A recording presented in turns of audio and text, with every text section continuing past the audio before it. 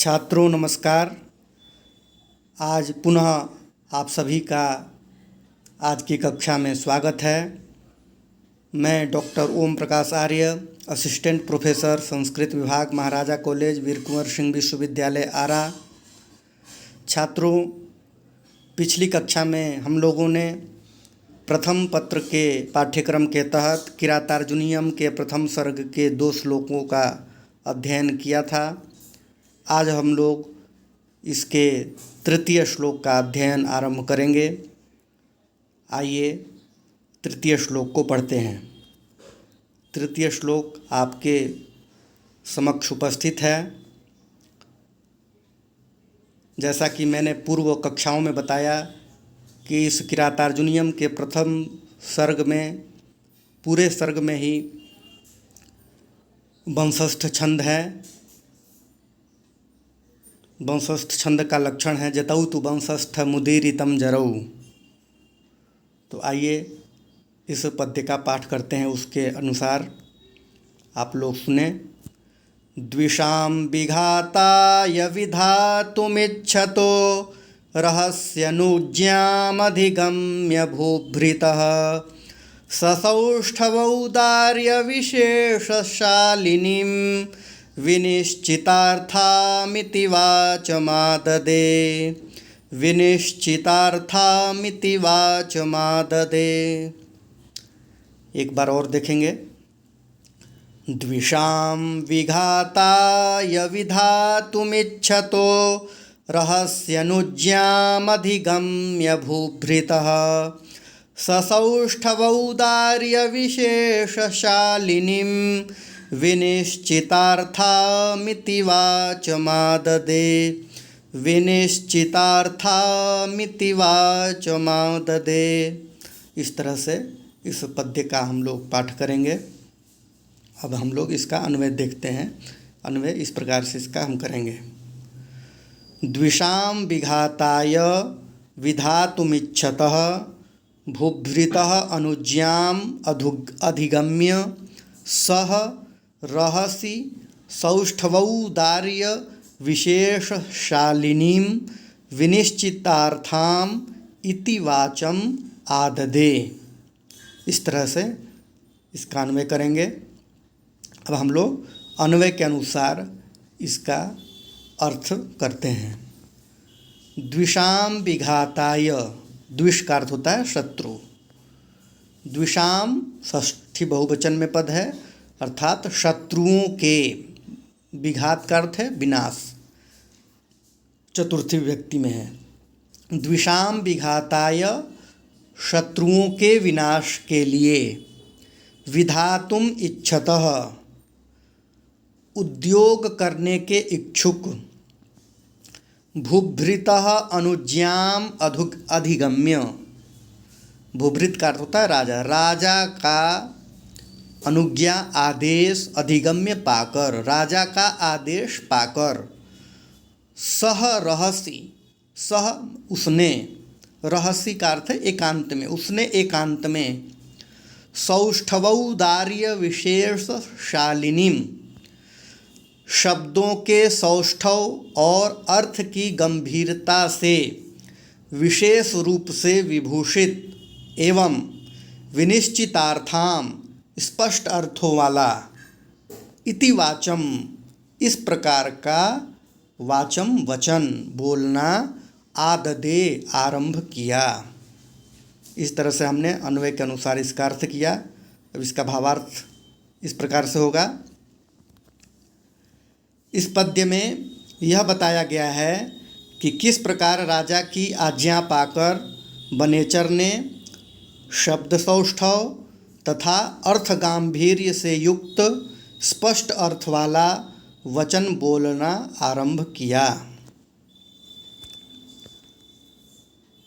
अब इस पद्यांश के अंतर्गत आए हुए पदों की हम लोग प्रकृति प्रत्यय के बारे में थोड़ी सी चर्चा करेंगे।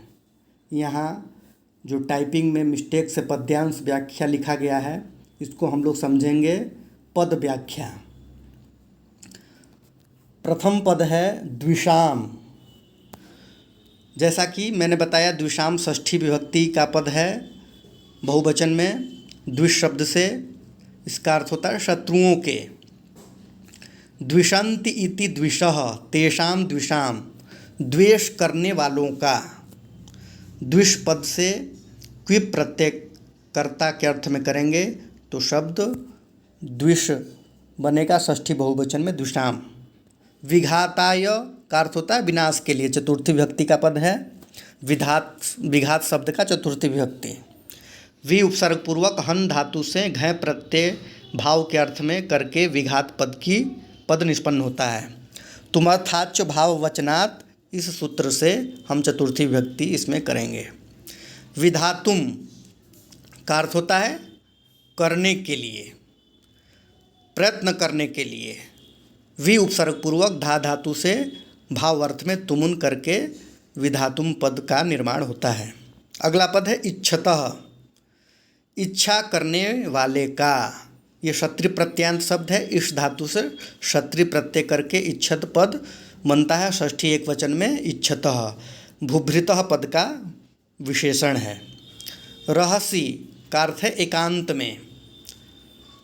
अगला पद है अनुज्ञाम, आज्ञा को। अनु उपसर्ग पूर्वक ज्ञा धातु से भाववाचक में अंग प्रत्यय करके अनुज्ञा पद द्वितीया विभक्ति एक वचन में अनुज्ञाम निष्पन्न होता है। अधिगम्य का अर्थ होता है प्राप्त करके। अधि उपसर्ग पूर्वक गम धातु से कत्वा और उसके स्थान पर लेप होकर के अधिगम्य पद बनता है। भूभृतः राजा का, षष्ठी एक वचन में ये पद बनता है। भुवम बिभर्ति इति भूभृत, पृथ्वी का पालन करने वाला।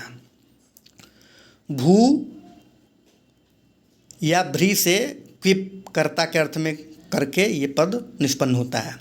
सौष्ठवौदार्य विशेष शालिनीम, शब्द के सौष्ठव और अर्थ के वैभव से विशेष रूप से समन्वित। सुष्ठु इत्यस्य भावः सौष्ठवम, सुष्ठु अव्यय पद से आय प्रत्यय किया गया है। उदारस्य भावः औदार्यम, उदार से स्याय प्रत्यय करके। सौष्ठवम च औदार्यम च, सौष्ठवौदार्ये द्वंद्व समास। सौष्ठवौदार्ये एव विशेषस तेन शालते, जिसमें सौष्ठव और औदार्य विशेष रूप से परिलक्षित हैं। विशेषः वि उपसर्ग पूर्वक शीर्ष धातु से घय प्रत्यय करके विशेष पद बनता है। सौष्ठवौदार्य विशेषेण शालते इति सौष्ठवौदार्य विशेष शालिनी, ताम सौष्ठवौदार्य विशेष शालिनीम। शाल धातु से णिनी और स्त्रीलिंग में ङी प्रत्यय करके यह पद बनता है। वाचम का विशेषण है। अगला पद है विनिश्चितार्थाम। विनिश्चितार्थाम का अर्थ है स्पष्ट अर्थों वाली, जिसका अर्थ विशेष रूप से निश्चित हो। विशेषेण निश्चितः विनिश्चितः अर्थः यस्याः सा विनिश्चितार्था ताम विनिश्चितार्थाम। वाचम का विशेषण है यह पद। वाचम आदते, वाचम अर्थात वचन। आददे बोलना आरंभ किया, आददे माने आरंभ किया। आ उपसर्ग पूर्वक दा धातु से लिट लकार प्रथम पुरुष एक वचन में यह पद निष्पन्न होता है। इस प्रकार से हम लोगों ने इस पद्य में आए हुए पदों के प्रकृति प्रत्यय समास आदि विग्रह को जाना। इस पद्य में वचन के 3 गुणों का वर्णन भी कवि के द्वारा किया गया है।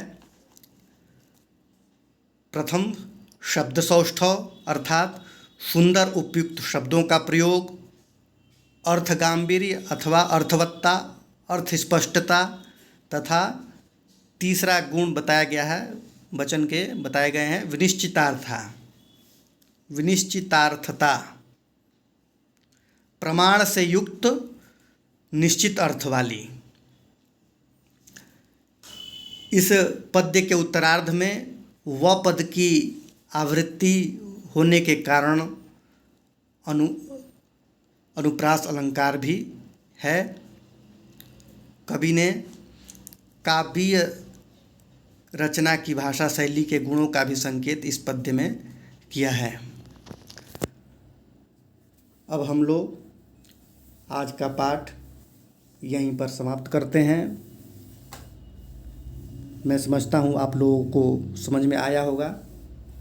आप लोग घर पर इसका स्वाध्याय करेंगे और कुछ नहीं समझ में यदि आए तो अगली कक्षा में आप लोग इस विषय में हम लोग फिर से पुनरावृत्ति कर लेंगे।